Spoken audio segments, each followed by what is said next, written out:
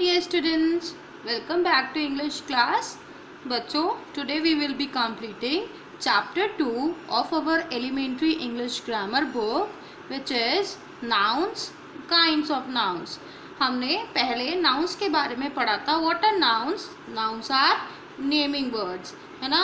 कोई भी किसी भी चीज़ का नाम, कोई भी कैसी चीज़ हो दुनिया में, किसी भी चीज़ का नाम, वो नाम क्या कहलाता है? वो नाम नाउन कहलाता है.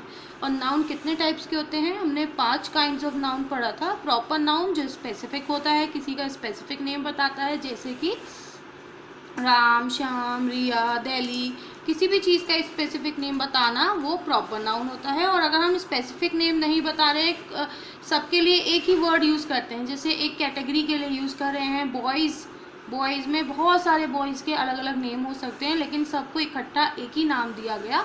उन सभी को एक ही चीज़ कहा गया बॉयज़. तो उन सबको एक नाम क्या दिया गया? बॉयज़ दिया गया. वो क्या हो गया? Common noun. उसके बाद कलेक्टिव नाउन हमने पढ़ा था. कलेक्टिव नाउन में क्या होता है? किसी भी चीज़ का कलेक्शन होता है ना. जैसे कि अगर फ्लावर्स को इकट्ठा करके रख दे तो हम कह सकते हैं बंच ऑफ फ्लावर्स और बुके ऑफ फ्लावर्स. इसी तरीके से बहुत सारी चीज़ें होती हैं. अगर लोग इकट्ठे हो जाते हैं तो उसको हम क्राउड कहते हैं. या फिर कुछ लोग कुछ स्पेशल पर्पस के लिए इकट्ठे होते हैं, मीटिंग वगैरह के लिए, तो हम उसको कमिटी भी कह सकते हैं. ठीक है. तो इसी तरीके से बहुत सारी चीज़ें होती हैं जो जब कलेक्शन में आती हैं और कलेक्शन को कोई एक पर्टिकुलर नाम दे दिया जाता है, तब हम उसको बोलते हैं कलेक्टिव नाउन. नेक्स्ट है हमारा मटीरियल नाउन. मटीरियल नाउन क्या होता है? जितनी भी नॉन लिविंग थिंग्स होती हैं जो मटीरियल होती हैं, ठीक है, जो किसी दूसरी चीज़ को बनाने में काम आती हैं. जैसे वुड हो गया, वुड से हम फर्नीचर बनाते हैं, वुड से हम अपने घर के दरवाजे बनाते हैं, वुड से हम विंडोज़ बनाते हैं, बहुत सारी चीज़ें बनाते हैं. ऐसे ही हम गोल्ड से बहुत सारी चीज़ें बनाते हैं, रिंग्स बनाते हैं, नेकलेसेस बनाते हैं, बहुत सारी चीज़ें बनाते हैं गोल्ड से भी, है ना. और सिल्वर हो गया. ये सारी चीज़ें क्या हो गई? जिनसे हम कोई और चीज़ बना रहे हैं, वो सारी चीज़ों के नाम वो मटेरियल नाउन्स की कैटेगरी में आएंगे. Last one is abstract noun. जो हमारी फीलिंग्स होती हैं, हमारे इमोशंस होते हैं, कुछ क्वालिटीज़ होती हैं जो एक नाम होती हैं. ठीक है. जैसे कि ऑनेस्टी हो गई नाउन. हम कहते हैं वो एक ऑनेस्ट बच्चा है, ईमानदार बच्चा है, तो वो बच्चे की क्वालिटी बताई ईमानदार. तो जो बच्चे की क्वालिटी बता रहा है उसको हम नाउन नहीं कहेंगे, वो होता है एडजेक्टिव. लेकिन अगर हम ऑनेस्टी के बारे में कहा, ईमानदारी क्या हुआ? एक क्वालिटी का नाम हो गया. ईमानदार क्वालिटी का नाम नहीं हुआ, ईमानदारी क्वालिटी का नाम हुआ, ऑनेस्टी क्वालिटी का नाम हुआ. तो ऑनेस्टी क्या हो जाएगा? हमारा एब्स्ट्रैक्ट नाउन हो जाएगा. इसी तरीके से ब्रेवरी, ये भी क्या हो गई? एक क्वालिटी हो गई. लेकिन ब्रेवरी क्या हुई? वीरता. ये एक नाम हो गया, एक क्वालिटी का नाम हो गया, इसलिए ये हो गई एब्स्ट्रैक्ट नाउन. इसी तरीके से हमारे पास बहुत सारी एब्स्ट्रैक्ट नाउन्स होती हैं. ठीक है. तो चलिए अब हम इस चैप्टर की एक्सरसाइज करते हैं. सबसे पहले स्टार्ट करेंगे एक्सरसाइज नंबर 1. क्या करना है इस एक्सरसाइज में? The question is underline the nouns in the following sentences and say whether they are common, proper, material, collective और एब्स्ट्रैक्ट नाउन. हमें सिर्फ और सिर्फ सबसे पहले नाउन्स को अंडरलाइन करना है, उसके बाद उन्हें फाइंड आउट करना है, उनको कैटेगराइज करना है कि वो कॉमन नाउन है, प्रॉपर नाउन है, मटीरियल नाउन है, कलेक्टिव नाउन है या फिर एब्स्ट्रैक्ट नाउन है. चलो जल्दी से करते हैं फिर इसको. Clothes are made of cotton, wool and silk. ठीक है. कपड़े कॉटन, वूल और सिल्क के बने होते हैं. तो इसमें हमारी सबसे पहली नाउन कौन सी हुई? क्लोथ्स. क्लोथ्स क्या हुआ? क्लोथ्स एक चीज़ ऐसी हो गई जिसका नाम दे रखा है. कपड़े क्या हो गए? एक चीज़ हो गई जिसका नाम है कपड़े. ठीक है. कॉटन, वूल एंड सिल्क, ये सारी हमारी नाउन हो गई. अब इनको कैटेगराइज करते हैं. क्लोथ्स, कौन से कपड़े की बात करिए? कॉटन की बात करिए. कोई स्पेशल क्लोथ की बात करी है? नहीं करी है. ये कौन सी नाउन हो गई? फिर कॉमन. इसके ऊपर लिखेंगे C for common, P for proper, material के लिए एम, कलेक्टिव के लिए COL, एब्स्ट्रैक्ट के लिए A. ठीक है. कॉटन, वूल, सिल्क, ये सब क्या हो गए? ये हो गए मटेरियल, क्योंकि इनसे क्या बने हैं? क्लोथ्स बने. और जो चीज़ किसी और चीज़ को बनाने के लिए काम आती है वो कौन सी नाउन कहलाती है? मटीरियल नाउन कहलाती है. आगे बढ़ते हैं. सेकेंड वाला एग्जाम्पल, सेकेंड वाला सेंटेंस है without health there is no happiness. बिना हेल्थ के कोई भी हैप्पीनेस नहीं होती है. तो इसमें नाउन कौन सी हो गई?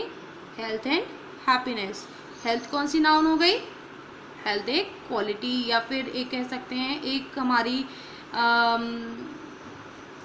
रिक्वायरमेंट हो गई कि हमारी हेल्थ कैसी है। एक क्या हो गई? एक नेम हो गया इस चीज़ का, तो ये क्या हो गया? Abstract noun. हैप्पीनेस क्या हो गई? हमारी खुशी। ठीक है, खुशी क्या हो गया? एक हमारा नाउन का नेम हो गया। और ये क्योंकि में कैटेगराइज करेंगे, इसको हम एब्स्ट्रैक्ट नाउन में कैटेगराइज करेंगे। ठीक है, आगे बढ़ते हैं। The people who lived in Holland are called the Dutch. वो लोग जो हॉलैंड में रहते हैं उनको डच कहते हैं। जैसे हम इंडिया में रहते हैं हमें इंडियंस कहते हैं, ऐसे ही हॉलैंड में रहने वाले लोगों को क्या कहते हैं? डच कहते हैं। तो पीपल हो गया हमारा कॉमन नाउन। हॉलैंड क्या हुआ? एक स्पेसिफिक कंट्री का नाम हो गया ना, ये हो गया हमारा प्रॉपर नाउन। और डच क्या हो गया?